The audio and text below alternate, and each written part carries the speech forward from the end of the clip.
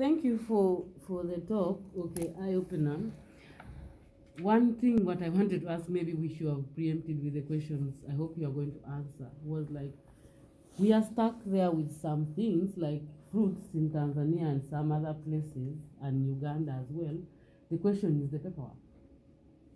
The question also like, okay, what are the experiences of the people who have shipped from Africa something, and how has it gone for them?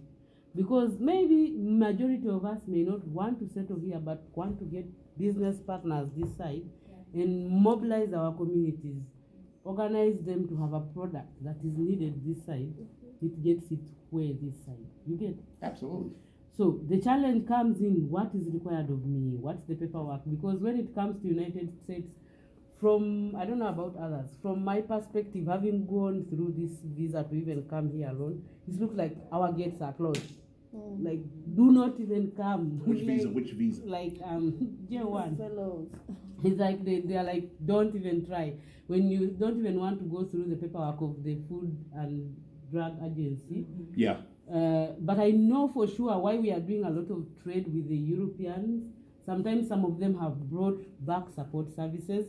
Maybe when we go there as students, people tell us, yeah, you could actually bring honey to Europe. You could actually bring oranges. Then you're like, okay. And then you can easily see the connection. You see an African shop that is selling, you go talk to them. They say, yeah, you can bring cassava from home. All you need to do this. Here we have rotated. We haven't yet seen the link. You know, and the reason why you haven't seen the link is because no one's talked to you about the link directly. That's why I'm here. So, and the reason, and let me just piggyback what you're saying, and that's important. What you just said.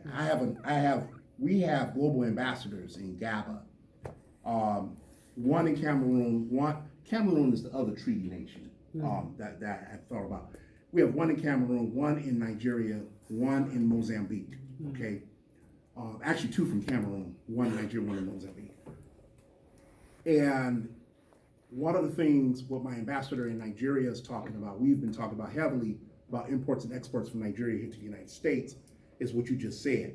The thing is, the way we handle things like that, what you're talking about, is bringing those experts that we trust here in a room like this, and you can explain your issues so we can give you solutions the proper way and the proper solutions.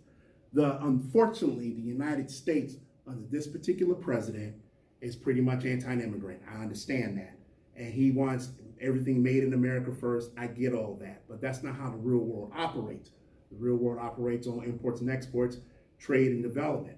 That's how the real world operates. The African Union has ratified, 22 nations have ratified with the African Union to do the Continental Free Trade Area. Yes. That's a huge start. To talk about what you're talking about, that's a big start to start trading within the continent. I think that is very key.